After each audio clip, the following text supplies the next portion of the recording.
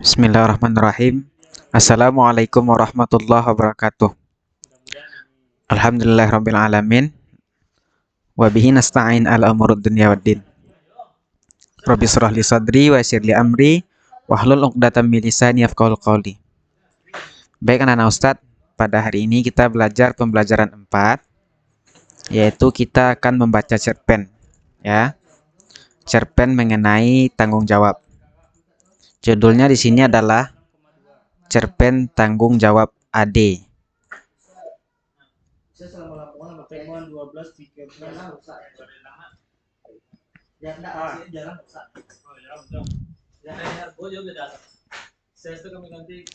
Baik, kita mulai. Jadi amal itu yang penting di mana salah sekarang itu nanti ditandai. Jadi besok nggak salah lagi gitu. Ya record apa itu jangan. Ya. Oke. Hafalannya Tanggung jawab AD. Sebenarnya AD tahu dan mengerti. Setiap hari Kak Nina selalu membantu ibu menyiapkan makanan untuk dijual, mengantarkan ke warung-warung dengan mengendarai sepeda sebelum pergi ke sekolah. Ade juga tahu Kak Nina sering terlambat tiba di sekolah karenanya. Tetapi, anehnya Kak Nina tidak pernah tertinggal pelajarannya. Kak Nina di rumah selalu mengulang pelajaran yang diberikan di sekolah. Dan rasa-rasanya, Kak Nina adalah orang yang paling baik di rumah ini. Dan Ade tidak pernah merasa iri bila Kak Nina dibelikan sesuatu sedang dia sendiri tidak. Tetapi sekarang ini, pagi hari ini, Ade bersungut-sungut. Kak Nina sakit, berarti tidak berangkat ke sekolah dan tidak ada yang mengantar dagangan ke warung-warung. Ibu sudah lama tidak bisa pergi kemana-mana karena mudah sakit kepala. Satu-satunya yang bisa diharapkan adalah Ade. Apa Ade tidak ingin membantu ibu? Sekali ini saja. Selagi kakakmu sakit, De, ibu berkata dengan penuh harap. Ade hari ini ada ulangan, Bu. Harus berangkat lebih awal. Semalam tidak sempat banyak belajar. Jawab Ade sambil menyiapkan buku-bukunya. Wajahnya tampak cemberut. Ibu menarik napas panjang mendengar alasan yang diberikan Ade. Kalau sudah demikian, mau apa lagi? Biarlah saya sendiri saja, Bu. Rasanya kepala saya sudah tidak pening lagi, seru Kak Nina dari dalam kamar. Mendengar suara Kak Nina, ibu lalu meninggalkan Ade yang masih berwajah cemberut. Betul kau sudah sehat, Nina? Ibu khawatir nanti malah tambah sakitmu. Ibu khawatir nanti malah tambah sakitmu, kata ibu. Kak Nina bangkit perlahan dari tempat tidurnya lalu pergi ke kamar mandi. Ibu hanya mengawasi dari belakang sambil menggendong adiknya yang masih bayi. Kenapa tidak kau bilang dari tadi kalau badanmu tidak sehat, Nin? Kalau saja kau bilang selagi bapak belum berangkat, pasti bapakmu yang mengantarkan kue-kue dagangan kita ini, bisik ibu. Baru terasa setelah saya mandi tadi, Bu. Mulanya tak terasa apa-apa. Mungkin sebentar juga sembuh, Bu. Jawab Nina sambil terus berpakaian. Ade berangkat tergesa-gesa. Ada ulangan. Begitu alasan yang disampaikannya untuk menolak tugas yang biasa dilakukan Kak Nina. Padahal ia tidak langsung menuju ke sekolah. Karena di sekolah pada waktu sepagi itu masih sepi. Bahkan mungkin gerbangnya belum dibuka. Dan sebenarnya pula tidak ada ulangan. Ade sengaja menolak tugas itu karena malu. Ia tak mau teman-temannya melihat naik sepeda sambil membawa keranjang kue-kue. Ia tidak mau dikata-katai teman-teman seperti yang dialami Alip yang mengantarkan koran tiap pagi itu. Hari masih pagi benar. Ade tidak tahu akan kemana tujuan pada pagi itu. Apakah akan mampir ke rumah Tina atau Nino? Lebih baik ke rumah Yova saja. Biasanya anak itu sudah siap pagi-pagi sekali. Aku bisa meluangkan waktu menunggu siang di rumahnya, pikir Ade. Tiba di rumah Yova, Ade ternyata harus menunggu lama sekali. Yova masih berjalan-jalan bersama adiknya yang masih kecil. Mama Yova sedang menata meja makan untuk sarapan papanya. Kak Yova yang sedang mengepel lantai. Papa Yova sedang mencuci mobil. Bi Ici sedang membantu mempersiapkan makanan di dapur. Dan Ade merasa jengah menunggu di teras. Tunggu sebentar deh. Yova cuma mengajak jalan-jalan Vina menghirup embun pagi. Tak lama lagi dia pasti kembali. Dia juga sudah siap akan berangkat, kata Papa Yova mencoba menenteramkan kegundahan Ade yang sedang menunggu itu. Tetapi yang dikatakan oleh Papa Yova itu ternyata lama sekali bagi Ade. Jam dinding di rumah Yova menunjukkan pukul 6 lebih 10 menit. Jarumnya bergerak perlahan. Ade semakin merasa tidak enak duduk di kursi teras. Tak lama kemudian, Bici mengantar secangkir teh manis dengan ubi goreng. Silahkan diminum, silahkan diminum, Neng Ade. Bici menawarkan. Saya mau berangkat dulu, Bi, jawabnya kepada Bici. Lalu kepada Papa Yova dia pamitan sambil bergegas pergi. Terima kasih, Om. Saya mau berangkat saja dulu. Mau mampir ke rumah Nino, Om. Lalu tiba-tiba gugup. Papa Yova keheranan. Demikian pula Bu Ici. Mereka heran melihat Ade tiba-tiba pergi dan melangkah lebar-lebar meninggalkan rumah itu. Semua orang sibuk, semuanya bekerja, semuanya tanpa kecuali. Kak Nina juga. Padahal Kak Nina sedang sakit. Karena tanggung jawabnya sebagai anak tertua dan juga karena rasa sayangnya kepada keluarga. Kak Nina berpayah-payah pergi mengantarkan kue. Padahal Kak Nina sakit. Bagaimana kalau sakitnya bertambah parah? Bagaimana kalau Kak Nina jatuh dari sepeda karena kepalanya pening? Bagaimana kalau sampai... Ade seperti ingin menangis selama perjalanan menuju ke sekolah. Hatinya begitu gundah. Ia tak jadi ke rumah Nino. Sekolah masih sepi, baru beberapa anak saja yang datang. Selama pelajaran berlangsung, Ade tidak bisa memusatkan perhatiannya pada pelajaran. Beberapa kali ditegur Pak Adi karena melamun. Ia ingin segera pulang, ingin segera menjenguk Kak Nina.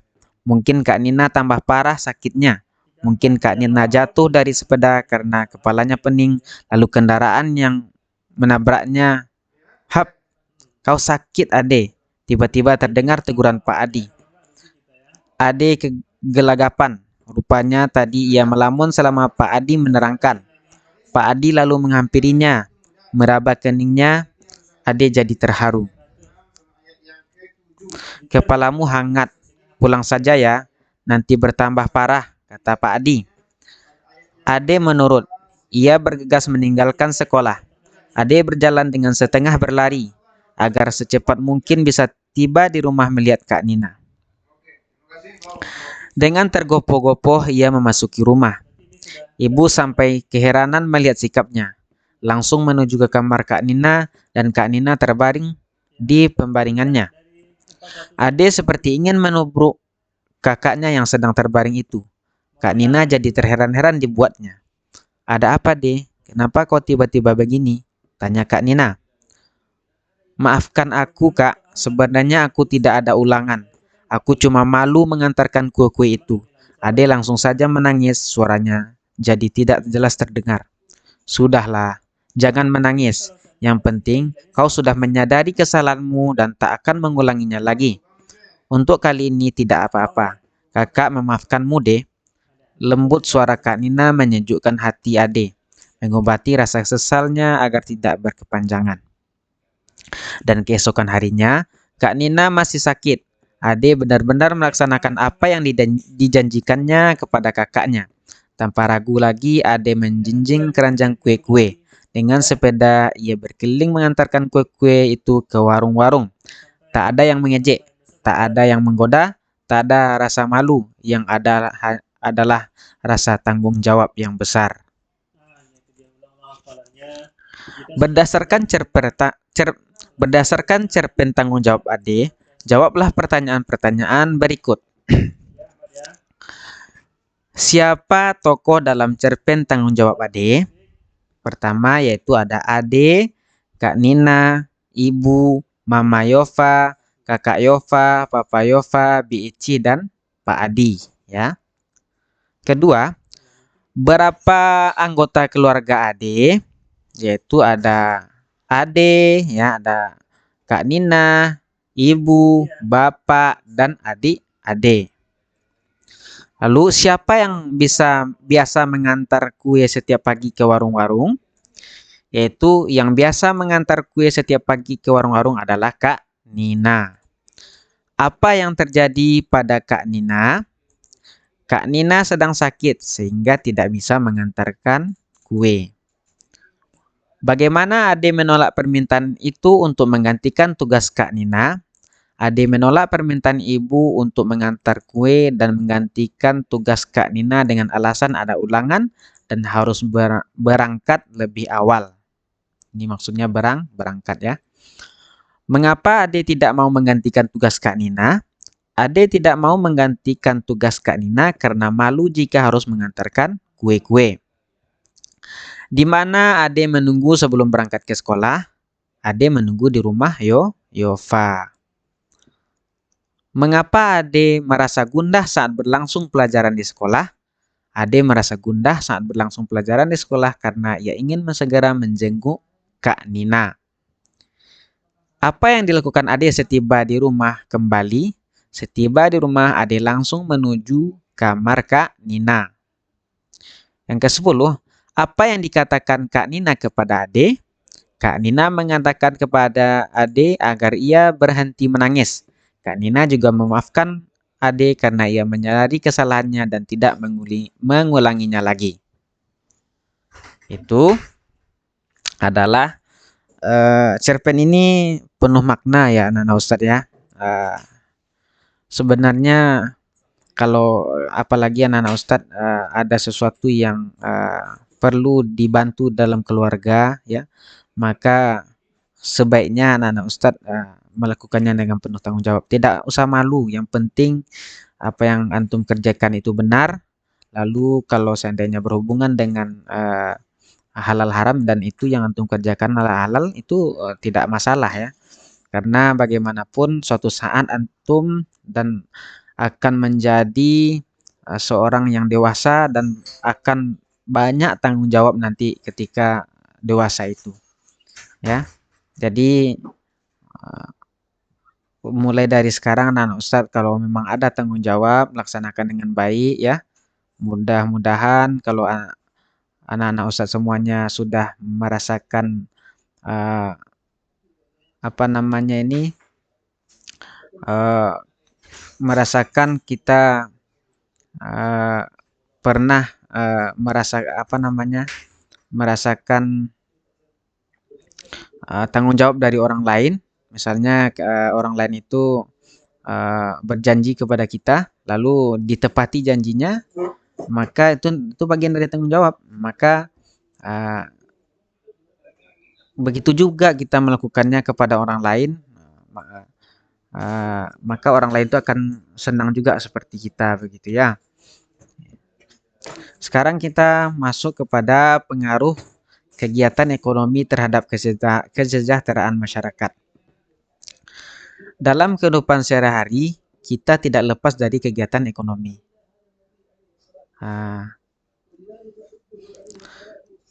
Apa sajakah kegiatan ekonomi yang dilakukan sehari-hari?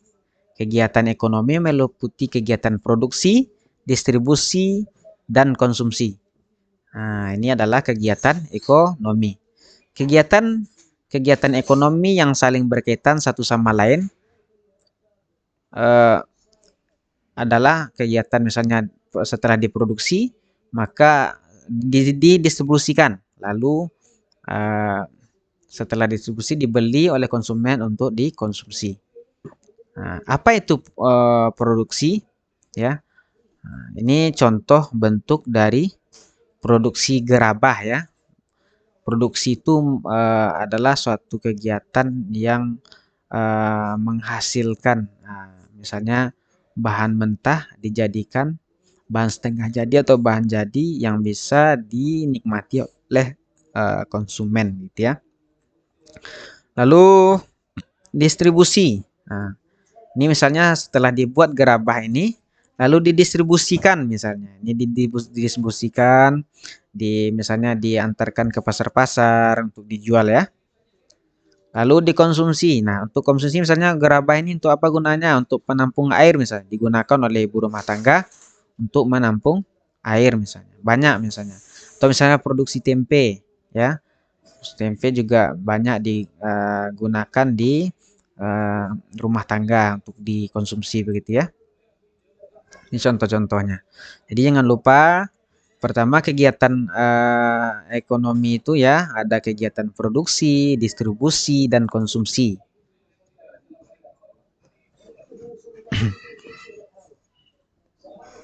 Nah, sekarang coba perhatikan ini. Apa jenis kegiatan produksi, distribusi, dan konsumsi yang ada di lingkungan sekitarmu? Sisilah tabel berikut. Misalnya begini, nanti antum samakan ke bawah, cari yang selaras. Misalnya produksi tahu tempe, ya. Lalu siapa yang mendistribusikan? Ya, eh, pedagang sayur misalnya. Lalu pedagang sayur ini dia mengkonsumsi juga, ya. Dikonsumsinya apa yang biasa dibeli oleh pedagang sayur? Beras misalnya. Nah, ini seperti efek apa ya? Domino ya atau semacam dia saling berkaitan. Atau mungkin bisa beras di sini dijual oleh pedagang sayur. Lalu dibelikan juga nanti ke pedagang tahu tempe, bisa boleh. Nah, dan ini saling keterkaitan. Ini contoh-contohnya ya. Kalau yang salah misalnya kalau di sini misalnya dia katakanlah produksi gerabah gitu ya didistribusikan oleh eh, pedagang pecah belah ya. Lalu pedagang pecah belah setelah mendapatkan hasil dijadikan untuk beli motor. Nah, konsumsinya motor misalnya. Nah, boleh seperti itu. Itu ya anak Ustadz ya. Mudah-mudahan anak Ustadz paham maksud dari yang tabel ini. Nah, ini tidak perlu. Demikianlah pembelajaran kita pada hari anak Ustadz. Hari ini anak Ustadz. Afwan ya anak Ustadz kalau Ustadz ada yang salah-salah tadi ngomongnya ya. Ustadz sedikit grogi juga ya. Karena ini langsung direkam dari buku tanpa diedit ya, langsung direkam saja. Mohon maaf anak-anak Ustadz jika ada salah. Kita tutup dengan doa kafaratul majlis. Subhanakallahumma wa bihamdika asyhadu an la ilaha illa anta astaghfiruka wa atubu ilaik. Assalamualaikum warahmatullahi wabarakatuh.